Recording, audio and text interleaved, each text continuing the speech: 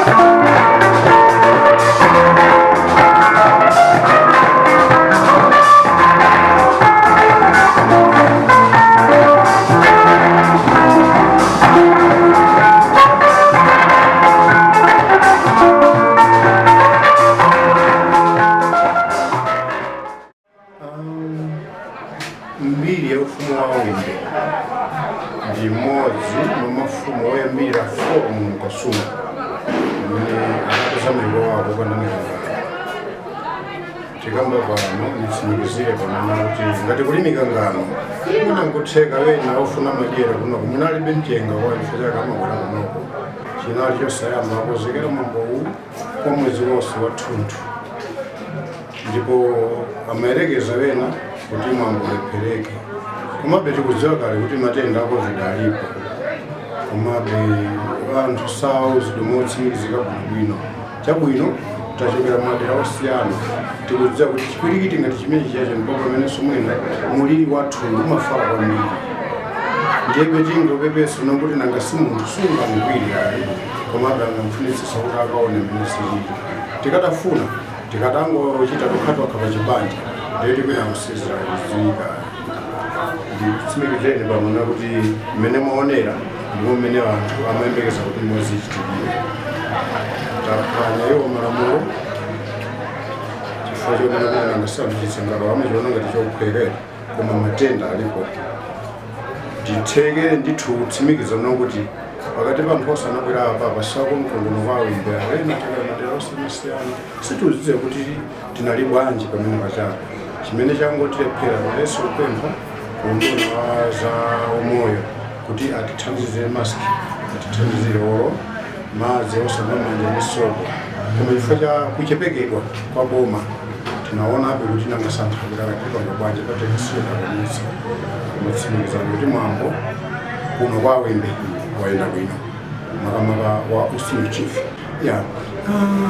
zofunika kwambiri basi pangapa munthu akachoka nyumba ina yakale mukalowa nyumba inayo mwana uchana gona nyumba yochepa amayerekeza naneso ikalowa neso wagona nyumba yabwino yaikulu eti kunoko mafumu akuyembekeza kuti kukwera kwa Wimbe ngati senior chief ni udindo okhawo umene anthu akuyembekeza kuti kona ana awachita chiyani komabe mafunitsitsa kuti niwonetsese kuti tisachite ngati zakale zija zomwe kuti kunkwezeka mwana paphewa ndiye iwe maka kulozera nkhuku kuti ababa nkhukuyo ayi waidzira bwanji fere wankweza paphewa mwina tikatengera ndale zozimeneso zikuononga dziko lino apo nikambe motsindika ngati kulimikangano amafumu andale ndipo atakha kuti vatilekerera ife tene vake kuti tizichita tokha zikuzokhala kuna ndisikuzomaenda kuna amene amakwelesa mikangano na anthu andale akosa kwa ufumu pamene ife inake timadziwano ndiye akatenge munthu wa njira akambesedera ngati munthu wako kwawe ngoma zakhalira mbuyo ndipo niutsimikiza ndithu ngati amava abomawo ndi andale amene amapandanisa mafumu pamene kali kumbuyoko wena asamalimbana mafumu amangoti kakamiza kuti zipita ntchito zachitukuti zilima mulimo zikhala chakudya kune nyumba yabwino kuvala bwino koma lero zimene zinatha chifukwa cha ndale tisaderere anthu anakonda zipande zambiri ndiye bei lero tifuna bei azipande zambiriwo azilamula koko koma mafumu atileke komanso asamakhulupirira kuti uyu ndiye weniweni ayi ndale zopikisana pamene mafumu sinofopikisana pamene amapitiya amatipangitsa kuti tizipikisana nandalamo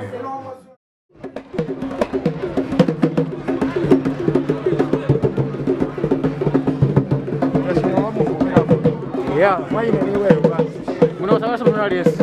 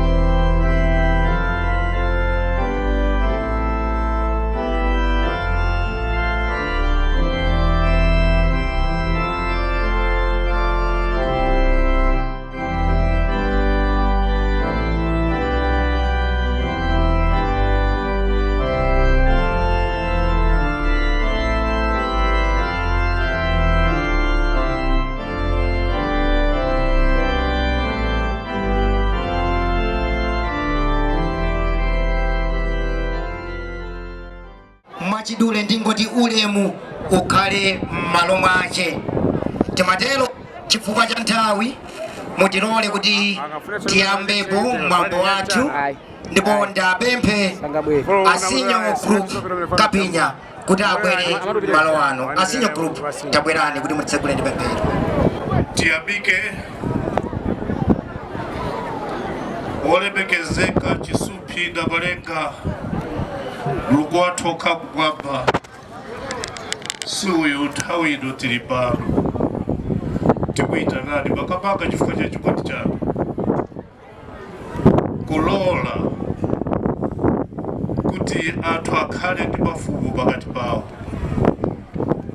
Mbuye wanga tadza pamaso panu wogonja chifukwa cha mwambo umene uli pano wakulu kwambiri wa gogo wathu Senior Chief Wimbe. Mbuye wanga tithandizeni kuti gogo ameneyo akhale ndi moyo wautali, ntchito zimene waziyamba azipitirize azifikitse kumapeto. Dalitsani onse amene afika pano, abanja tena onse amene akukhudzidwa ndi mwambo akufuna kwabwino kuti akhale ndi moyo wopambana wathanzi wabwino. Dzina lolemekezeka la Mbuye wathu Yesu Khristu ndikupemphera, amen. Musachoke agogo akapenya apemphera bwino eti apemphera bwino agogo mafumu alipo opemphera tampera apa mwina akanapanda kukhala mfumu akadakhala abusa amene apfekera ngati sabusanso. Ati je tandikirani nyimbo ya onse amene akuti ayamike Mulungu pemphero limeneli. Chifukwa cha pemphero limeneli tabwera ntaponyera agogo akapenya apa nyimbo. Ati je kanyimbo kausiku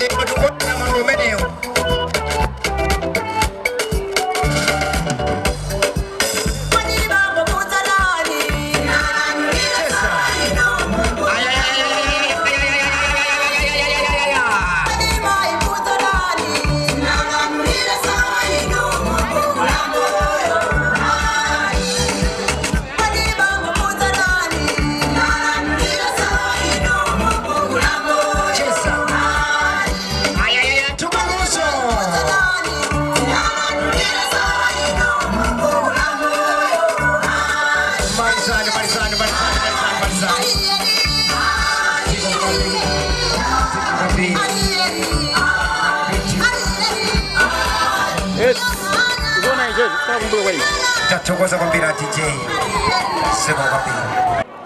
Tasonkhana lero chifukwa cha chimene mtsogoleri wa dziko lino adachita kuwakweza agogo athu awimbe kuchoka pa UTA kukhala Senior Chief kuno ku Kasungu. Tate ntiombe m'manja mwa atsogoleri a dziko lino, mtsogoleri wathu Dr. Lazarus Makafe Chakwera chifukwa chochita chimenechi. Lemekezeka malo ano kuti tiliso ndi atsogoleri a chipani, imvani ulemu wanu atsogoleri a chipani, komanso kwa DC imvani ulemu wanu, anzathu a Kamuzu Academy imvani ulemu wanu, komanso tonse amene tachokera mbali zonse.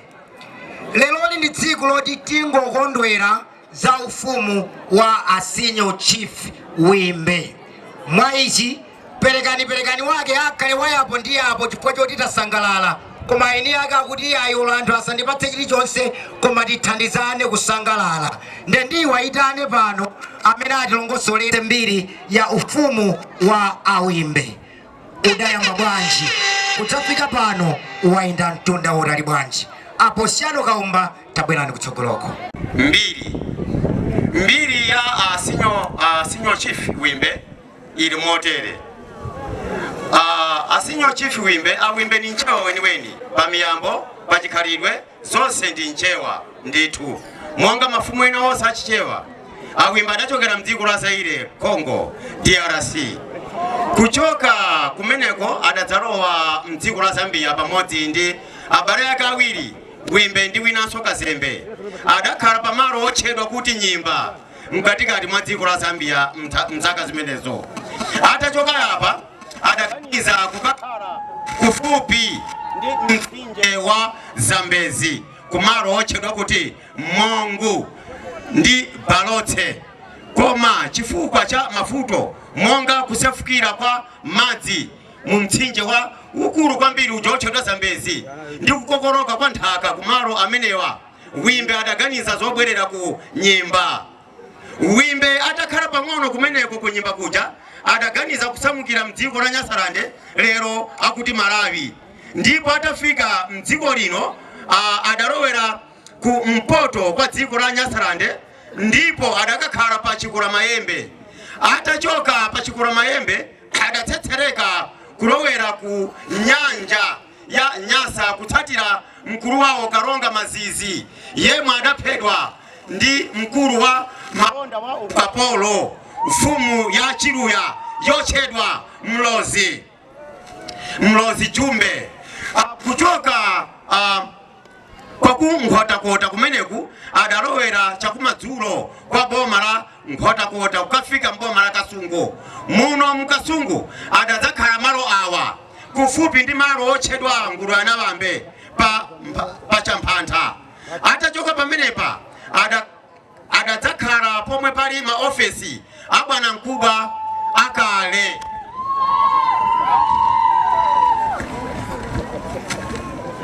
Atachoka pamenepa adakakhala pa Mitete pomwe pali Asuwira lero. Atachoka apa adadzakamanga mchena wawo pa Nthema. Malo onsewo adakhalapo Awimbe. Palibe mfumu yomwe amakangana nayo ayi. Atachoka apa pa Nthema ndi kusiyapo m'bale wake Yamwala adakakhala ku Mchezi. Atachoka kumeneko adadzafikika pa Kachere ku Kamuzu pomwe pali estate nambala 32 lero. Ndipo pa nthawi yoboma mothandizidwa ndi mtsogoleri wa dziko lino His Excellency Dr. Lazarus Makikafe Chakwera.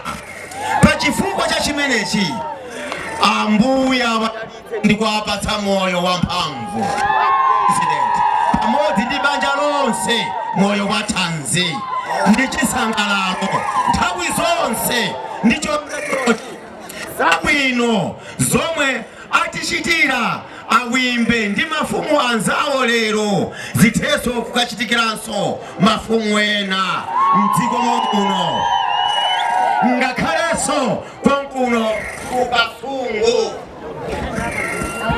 Ndima wamenewa achibanja onse akuthokoza a president chifukwa chogwira padzanja ufumu umene ukuukweza kuti uchoke poti ufika po senior chief si chinthu chamasewera.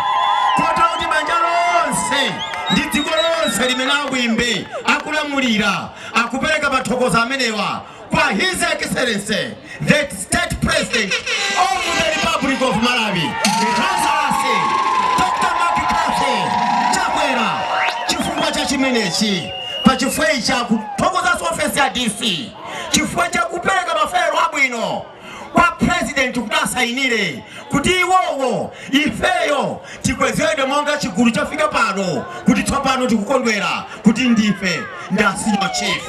Pa chifukwa amene amawerenga mndandanda wonse wa history ndiponso anokawomba ziko kwambiri asinyo uli mwanu tukuluza zimayi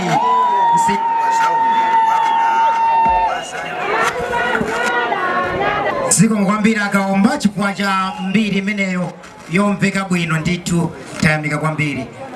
Amayi ndi abambo anyamata ndatsikana mmene nanene apoyamba kuti agogwa kuti mwambo waukulu wa dziko lero ndi okondwera kuti mtsogoleri wa dziko lino adawakweza kuchoka pa UTA kukhala senior chief kotero kuti perekani akhale wayapo ndi yapo mmene wayimverera munthu koma ndimati nthawi ino ndalola kwa DC apereke mphatso yawo imene anakonza atije nyimbo akwa DC apereketu mphatso akamati akwa DC achipani mukonzeke kenaka aku Kamuzu Academy mukonzekenso ndi mphatso zanu.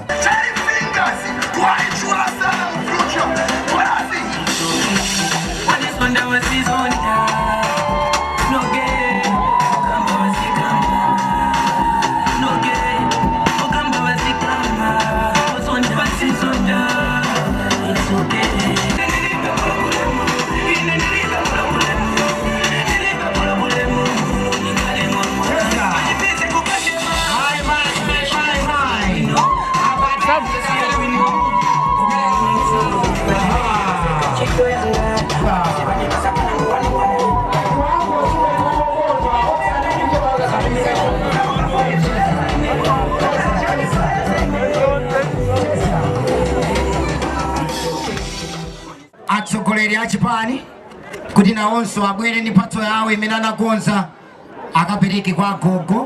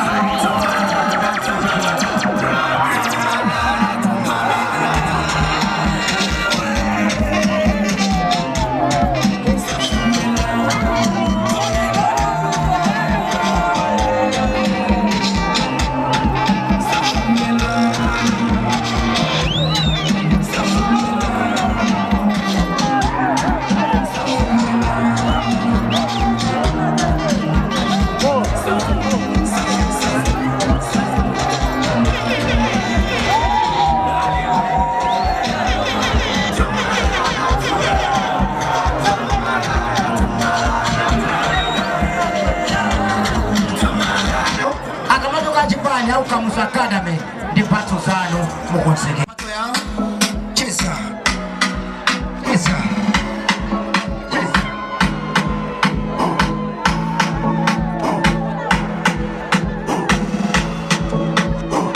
Imeleo ni mphatso kutoka Kamuzu Academy. Mr. DJ. Thank you Mr. DJ. Chabwino. Nthawi ino ndimafuna ndingopereka ulemu wapaderadera kwa onse akubanja onse amene muli ndi mphatso zapadera zoti mwapatsa agogo tabwerani anunso mbwalomu mphatso ena iliyonse imene mwinayoyo mwapatse kwa DJ nyimbo ya kubanja.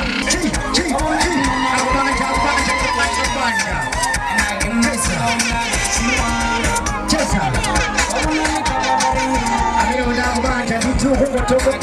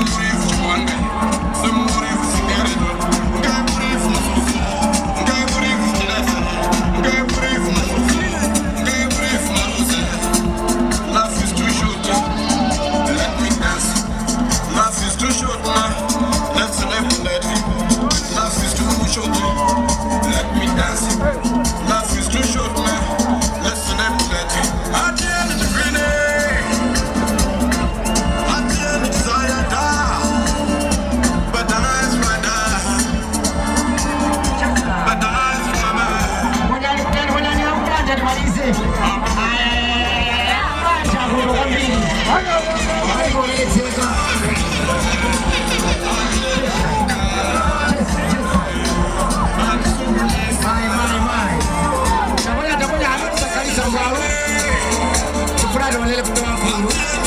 Marisana matatu. Marisana. Chesa. Siko mabasi. Katakoza DJ. Sio kwa kila DJ. Kama tani DJ Russell Fest. Kama tani DJ Russell Fest.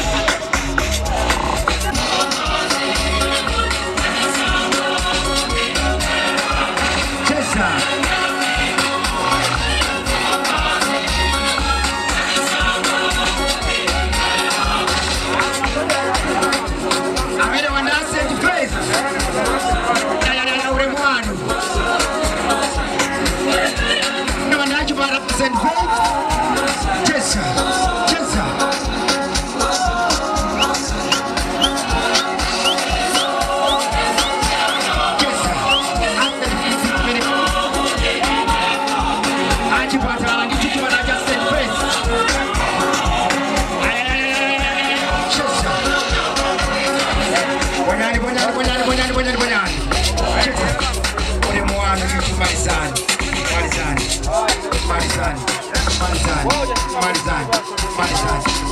Akoko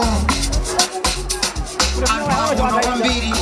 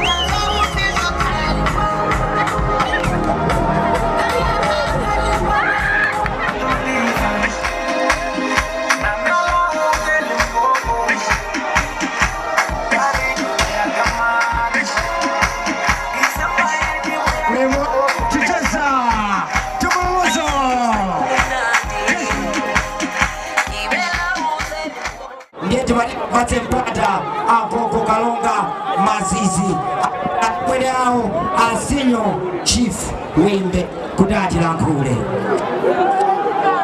Chotela Wimbe tima atogoza chifukwa sifumu yotengeka nizama zera Liba Wimbe Nembale wake Wimbe Wakalonga Nkhwere Mazizi Sike timale mbamba jafai Kwa mbamba diena mina matuwajirunga Kulitsogolere wachewa Likalonga Nkhwere Mazizi Chifukwa alafira ufumu wakalonga Mazizi kulinde tsogolere wachewa Gakala atwena mafumu yena ajera Ndikuyambula mawajera akoma mulipompano mufenditu Ndikoni yambula mawoti asipupu alipo mafumu otero Amina anasocheresa mtundu wachewa kusogoneza Kusatirisa zomwe sumene ututsatirayi Tima zomwe najera ananenepa amene anganeneperemu Koma ife timayang'ana kumwamba Chifukwa timati chilungamo chidzayima ndipo chidzayenda ngati madzi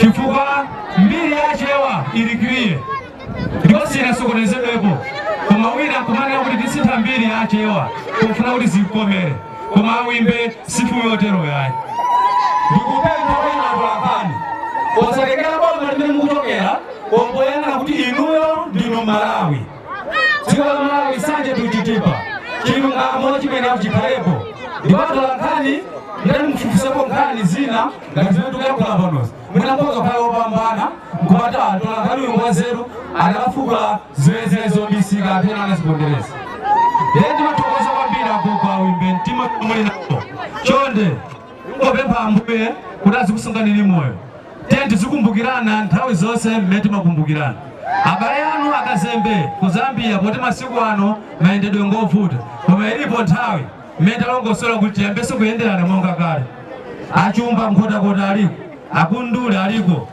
Umkhatapewo kunde nkhani yosayamba Ndepa chamukudziwaso chakumwera ndiye tilipoto Ndiye ntchito yayikulu mulinayo chifukwa mwatigwira kuti ufumu wakalonga mazizi ukaonekere ukufuneka kuphira na mati mphamvu zonse mtendere wonse ndikupasana agogo Wimbe posaopa posachita mantha munthu amene amayima ndi chilungamo amalolera kufera chilungamocho kwa bola anthu atachidziwa kuti chikhale chilungamo. Musakhale adyera ndi kutengeka chifukwa enawo akunenepa chifukwa cha inu chifukwa mmapereka zimene muzindikirazo. Mwa icho tili ndi Gule Wamkulu pano akutisangalatsa ndipo ndi Gule wachichewa wamwambo wachichewa umene umavina ndikumanyadira kuti uli ndi Nkhwere koma osadziwa kuti mwini wake Nkhwereyo ndi ndani.